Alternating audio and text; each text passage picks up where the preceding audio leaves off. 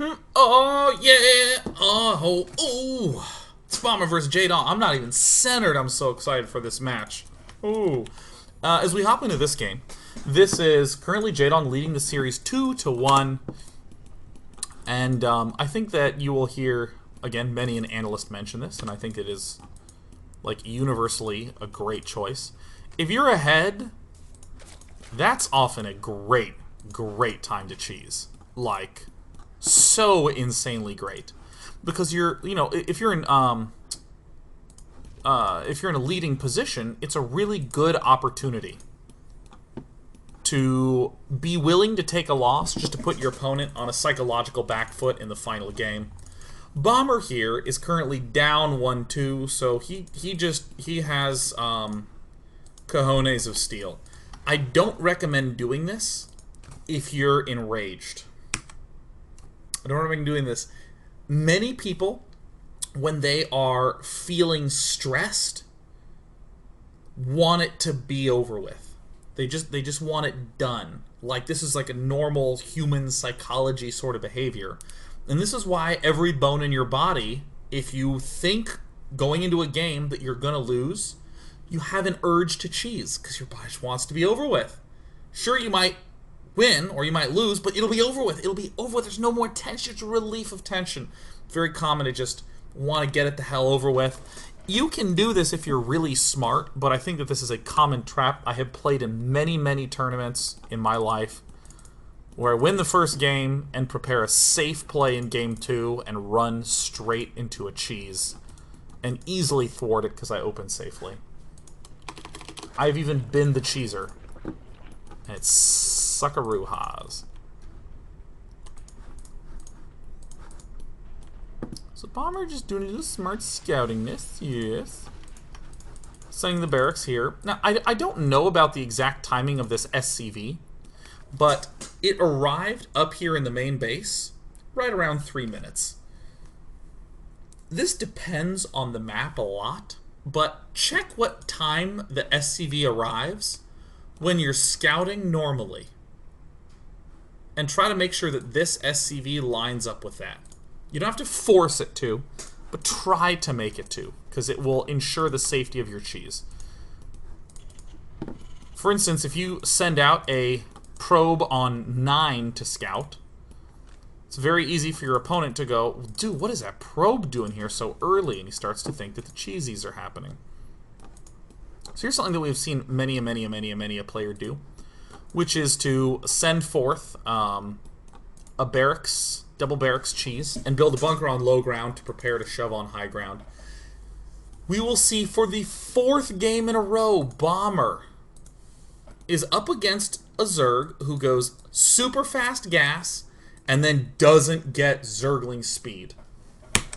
If you watch Jaedong play against a guy who goes for a Reaper opening into Hellions, you will very often see this spawning pool be super active, doing all its wiggliness, getting the plus speed upgrade.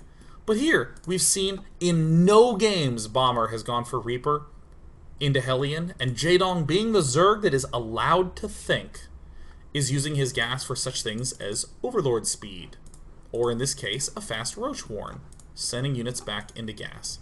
I don't know if Jaedong would have elected to cancel this first, but this is a really unusual thing to be up against as a Terran player, a whole bunch of Roaches quite this fast.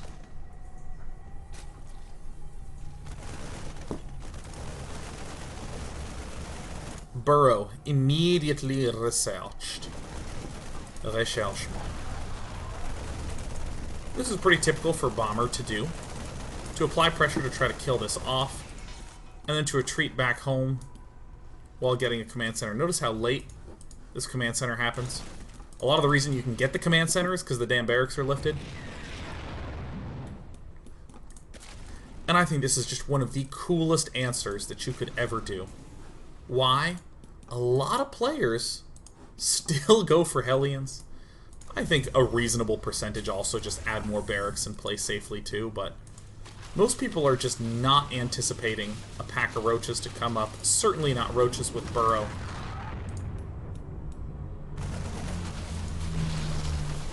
Accidentally loses one. Don't be scared to burrow early. Losing 2. Pretty bad. There's no tech lab done. It's Marines versus Roaches. This is a weirdly high percentage play for Zerg. Bomber is going to hold it off because, I mean, he's Bomber.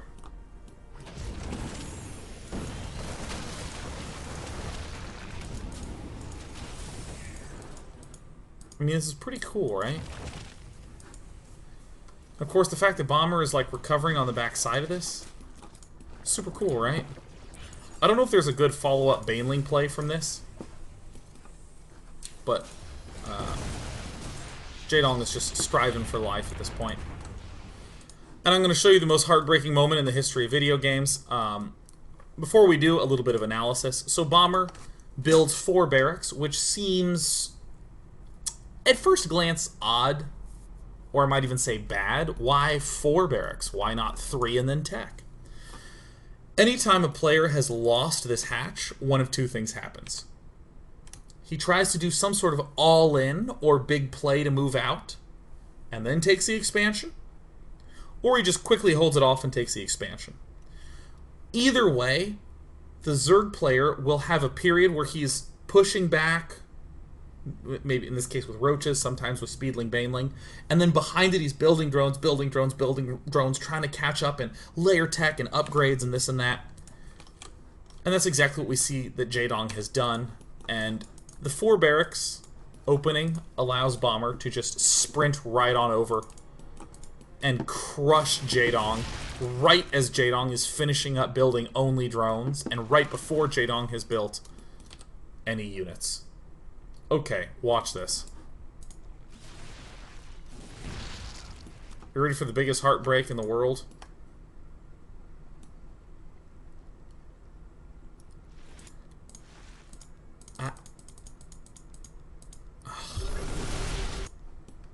Doesn't that just hurt you? Doesn't that just wound your soul? Wounded my soul.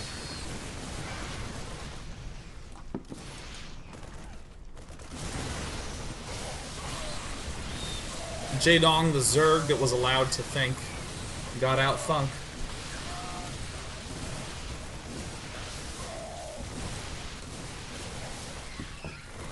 Not terrifically much more to be stated here, but watching things die is pretty cool.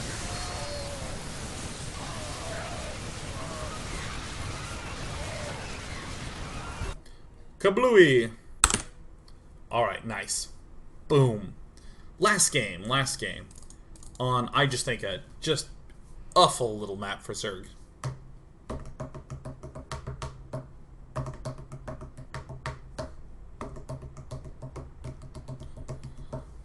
Alright. Alright, let's turn off the health bars. Foxtrot Lab, I think, is stinky for Zerg because Zerg is probably going to take this as third base because it's, you know, the closest thing. Then beyond that, you know, this base is closer to Terran, this is closer, it's like everything's really close. I don't think there's any good long-term play for Zerg on this map. I think like the long-term play for Zerg on almost all the maps in the map pool is real stinky versus Terran. Super duper stinky. Okay. Here we go.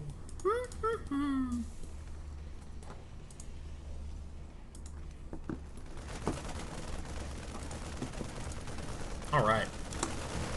So, here we go. Bomber is opening up with his usual mechanism. The barracks first into triple CC and then getting the gas. Ooh, why a barracks? Because we want to have a lot of stuff. On a map that's hard to take a third base, I recommend exactly what you're looking at. Bomber going for quick 2 barracks to get a lot of stuff up to help him secure his third faster. Because the Hellions will help push the Zerg away, but it's the Marines and dudes that will make that expansion super safe to take. Jaedong, the man who is at a loss, goes for the very fast pneumatized carapace. Why? He saw no Reaper. He saw no Hellions. Traditionally, a Zerg player that goes for 4 queens with Zergling speed gets this hatch at 6 minutes. No real delay here.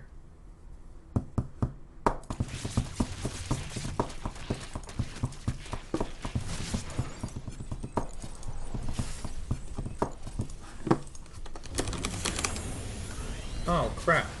Oh, crap. Twitch logged me out. Hold on 1 sec. Twitch logged me out. Hold on.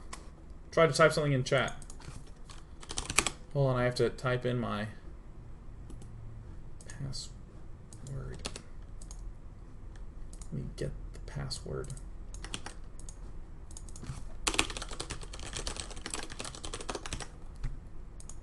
Is it gonna work for me? All right, I'm sorry. I think I'm logged back in. I was trying to do some cool interaction. Woohoo! Woo! All right, there it is. All right, so now we're back. Okay. So Jaedong is sweeping in here. I think that this is sort of a preemptive Baneling nest. This is generally considered a very, very defensive move to get this down. This game plays out not very differently. In the first game we saw, we see the good old mines. And they tell, yes, please post the WCS brackets.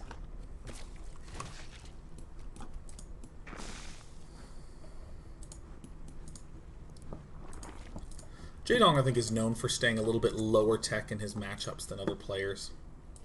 You know, actually, I think that this is the game that demands the least analysis of them all. I see one in this geyser, and I don't know if that's intentional, but I would assume that it is not. Just because these puppies take so much gas.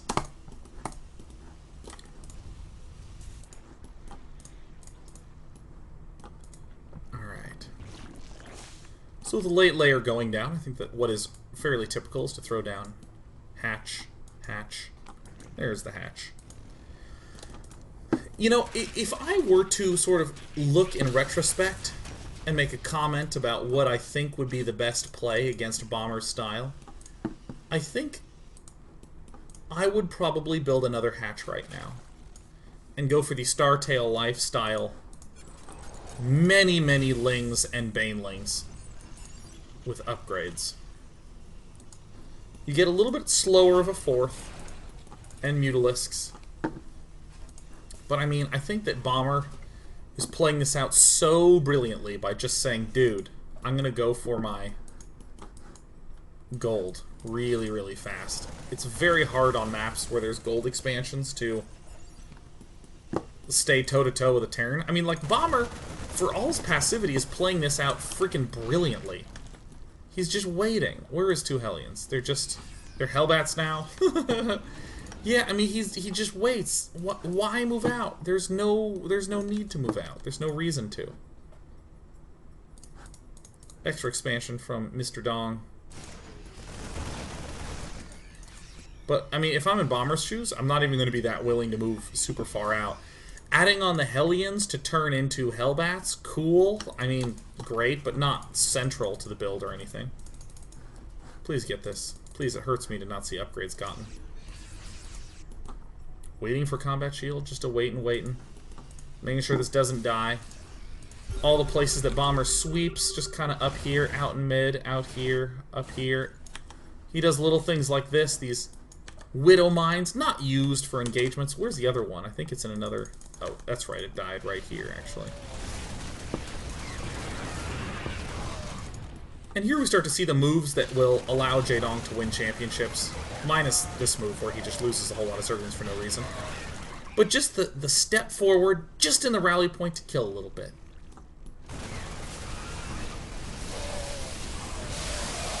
You're allowed to go bio if you can do that. Yeah, actually, I'd probably call this the most uneventful game of the entire series.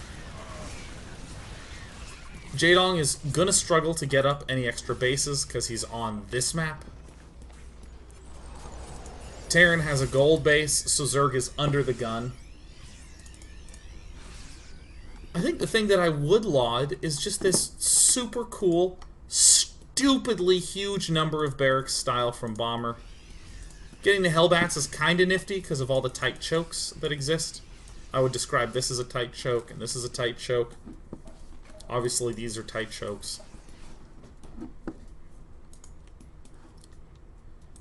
And this is also part of the reason why I'd have liked a 5th macro hatch. And maybe not this gas geyser, just stick into 4, so that way we have enough money. Look at Bomber is literally playing this as patiently as possible. He is taking no risks. He's just waiting for 2-2. He's waiting and waiting.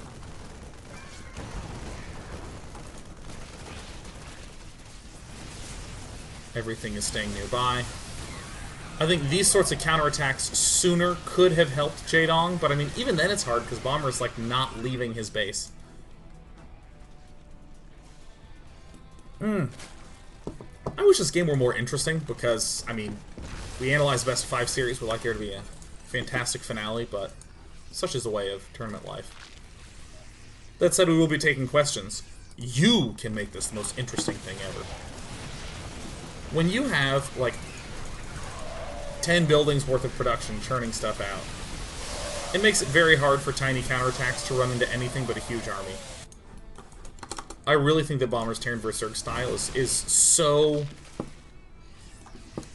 uncomparable. There's no one else who does it. That I really think Bomber's probably going to crush through all his Zerg opponents. Even Kespa players. Oh god, I don't remember who he's playing first round. I actually don't think I've looked at any of the round of 8 matchups. I was so focused on the round of 16 lately. Jaedong, of course, continues to counterattack as he is behind, but it's too little too late. This is one of those cleanup games. Look at my encoder choking hard. Come on, computer. Come on, computer. Ah, Bomber's playing MMA. Ooh. Ooh, I think Bomber will win that one. Bomber might actually win BlizzCon.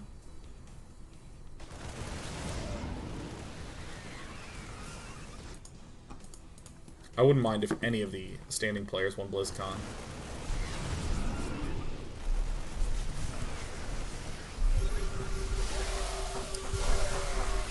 You know, I think I want to show one more game that has nothing to do with this one because I think it shows such an awesome instance.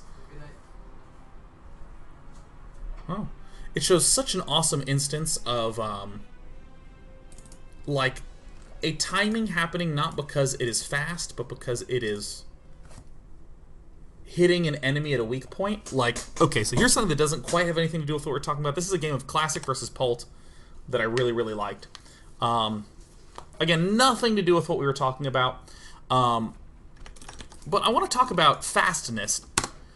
So, you know how you learn a whole bunch of rules when you are facing a new activity? Like, here's a rule in StarCraft. The faster that you get something, the better. It's not about what you have, it's about the pace at which you get it.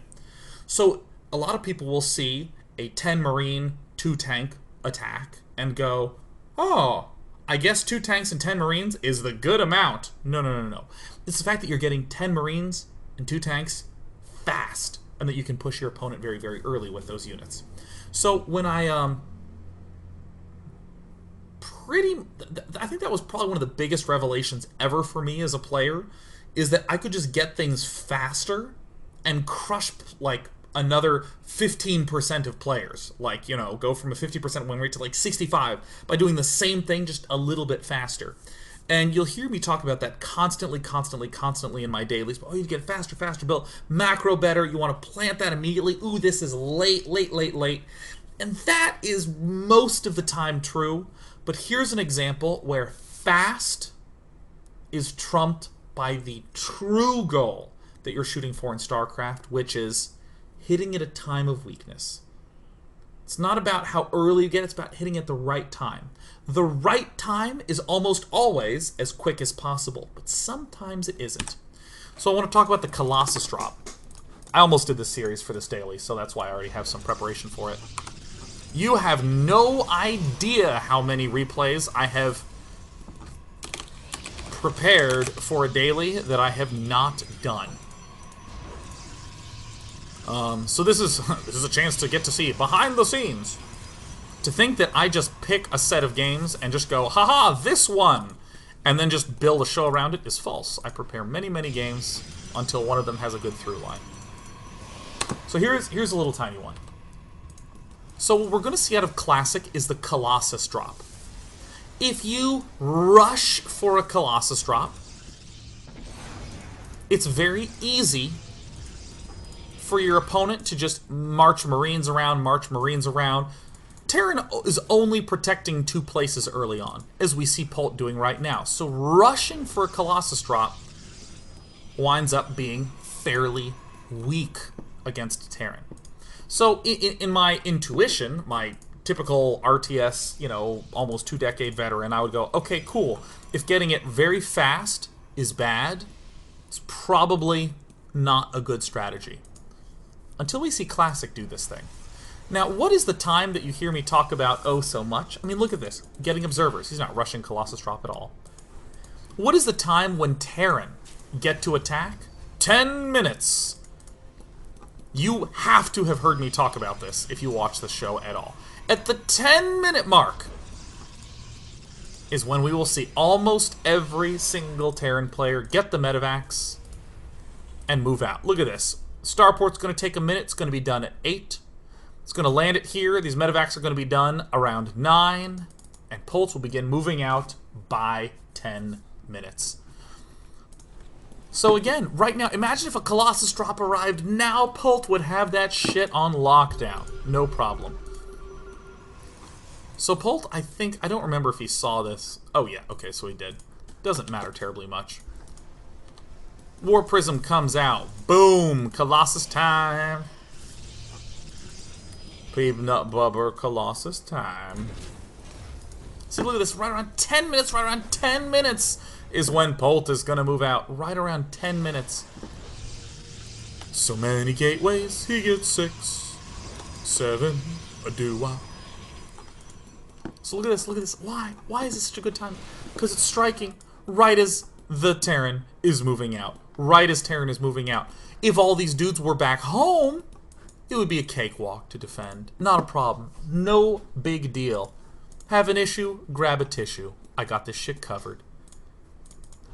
So the fact that Classic is following this up with a 2-base all-in is not as important as this attack hitting when Terran is most vulnerable. Why is Terran most vulnerable here? Because the units are here with 10 minutes is when Protoss should be expecting these drops to come in, because all these units are on the other side of the map. And here at 10 minutes, not the fastest Colossus drop, but the Colossus drop at just the right time. Oh my god, and he's warping in units? Are you kidding me? I kid you not. I shit you not. I do no such vulgar language to you not. It isn't not the case that I don't not love to see Classic do this at this stage in a tournament.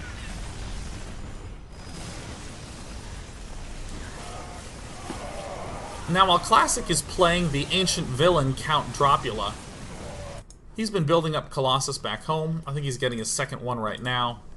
So he's going to have 2 into force. Pult suffered some losses. Classic is now getting ready to push. And in the unit count, we see basically no Vikings. And likely a delay in some form. Sometimes that just kills them. Very cool little play from Classic. Da-dum, da-da-da-da-da-da. Kind of a hero marauder almost took down a Colossus on his own. Ba-dum, da-da-da-da-dum. Ba-dum, da-da-da-da-da-dum. Ba-dum, da-da-da-da-dum.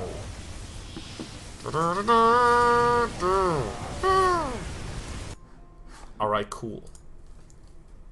So coming back to Bomber vs. Jaedong, I love this series, Bomber vs. Jaedong, because Jaedong played like someone who gave himself permission to think, and we saw unorthodox moves that basically wound up back at standard, but it was standard informed by exactly what the other guy was doing with no ambiguity. And all the timings we got to throw out of the window and just look Does he have units? No. I build drones. I don't need to worry about timings. I can look. There's no units. Oh! I think this is one of the true brilliances of Jaedong that is easy to gloss over because with Bomber winning that best of 5, Jaedong's out of BlizzCon, so it's easy to go, oh, Bomber with his mass bio style, which was great and cool, but oh, Jaedong the thinking Zerg. And what I love about Bomber is that he is a thinking Terran in terms of constructing build orders. It's less him judging on the fly and more him going, wait. Why do I have to build 8 Hellions? Or excuse me, why do I have to build 6 Hellions? I don't want to build 6 Hellions. Do I need that? No, I don't need that. I don't need 6 Hellions. I'm going to get 2, and I'm just going to go mass bio. So we're going to go ahead and take some questions. Please begin it with Dear Day 9 so the question grabber can grab it appropriately.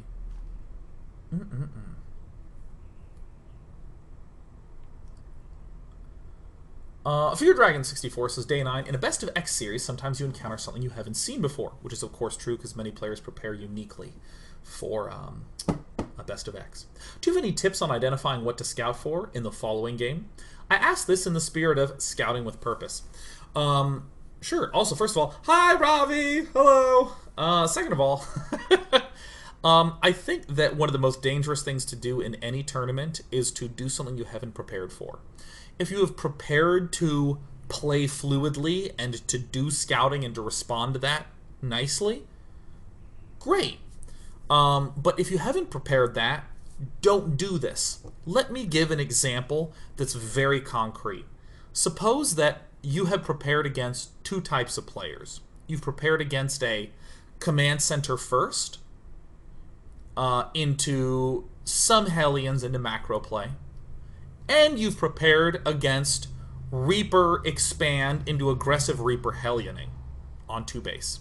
So again, we have sort of a macro-focused 2-base opening and an attack-focused 2-base opening. Let's say those are the 2 that you've prepared a lot against. And let's say you're in a Best of X against Bomber, and you see him go Barracks, expand, Barracks, Factor... What? And let's say you've never seen this before. And now you've looked and you can identify the timing that he is doing this with, and you have a good understanding and a good sense of what's going on. At that point, if you're in the next game and you scout and you think he's doing something similar, pick one of the 2 categories that you have practiced that you think best aligns with what he's doing. And then just do that. Again, to be concrete, let's say against the aggressive focused player, you delay your layer and stay heavy on the Ling Baneling. And let's say against the macro focused player, you get lots of drones and tech up. You scout Bomber and you see him doing something you're unfamiliar with, just pick one. Just go, that looks kind of macro-y, I guess, so I'm going to do my macro plan and I'm going to get fast tech and build lots of drones. Bah! I think that is a very successful model to work on. Let's see here.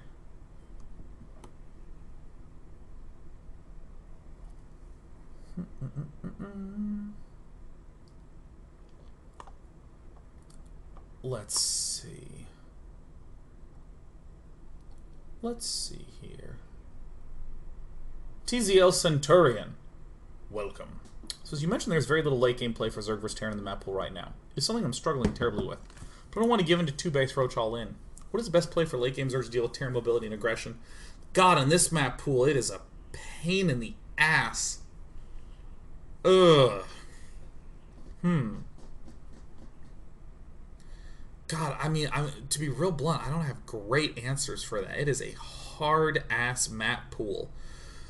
Ooh, I mean, I don't know if you have been doing this, Centurion, but to get Overlord speed and to spend more time watching your mini-map than you look at the main center screen.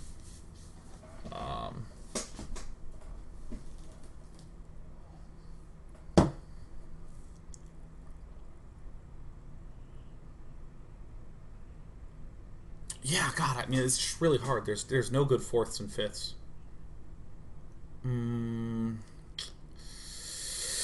I mean, the play that I tend to like to do as Zerg is the one I talked about on the final map, which is a 5-hatch, 4-gas, mass-ling, baneling style to just control the map. But that's because I played kind of like that in Brood War, and it feels familiar to me. Shit. Dude, I don't know. God, I really don't have a good answer for that.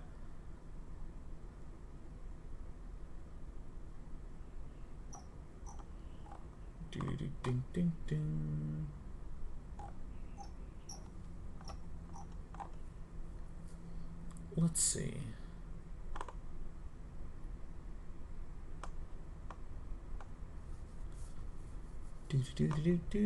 Yeah, Cap Justice, Sean. I'm so sad Jaedong lost. I'm so sad too.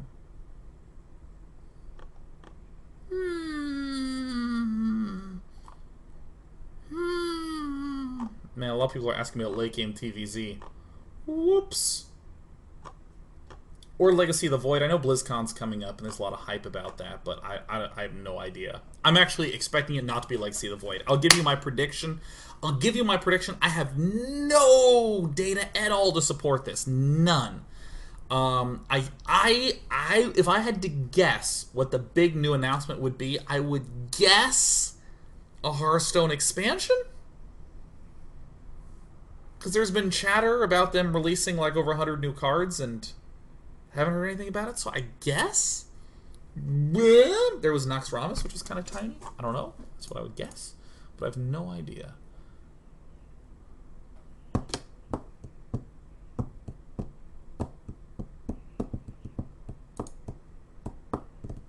Oh, and to be clear, I'm not doing a show on Wednesday, Thursday, Friday, or Monday. I'll be doing one on Tuesday just because I'm at BlizzCon the whole time. I'm super sorry. I'm super sorry.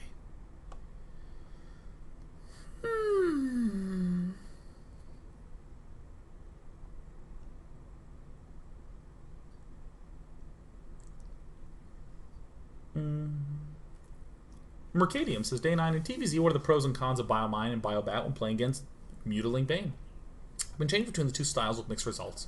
Been finding Biobat is easier to micro without the randomness of the mine, but Biomine seems to require less supply to be effective. In my looking, this is the last question I'll take, and then I'll go. Bam! In my research, what most Terran players have been doing is just getting a couple of mines, like 4 to 6, sometimes 8. Not a crap load. In the main army. Like, not a lot of mines in the main army, because what tends to happen is the mines have such a big splash radius now, and Zergs are so good at dragging mines that the mines deal more damage to you than to the Zerg. So I've been seeing those Terran players just get like 4 mines. The only exception is Innovation, that's non-stop building mines, but using most of his mines in drops on the Zerg. So Mercadium to you, I'd recommend one of 2 things. One is to go mass biomine and do a lot of counterattack drops with the mines. The second would be to get just a smidge of mines, like 4 to 8. Something in that range. I say 4 to 8 because things will be dying, so it'll keep getting pushed down. Do just 4, and then go Hellbat. Marine.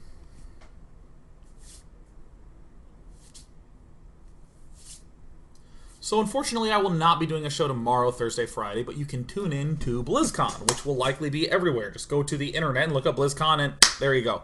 BlizzCon.com, I think, will have the stream. And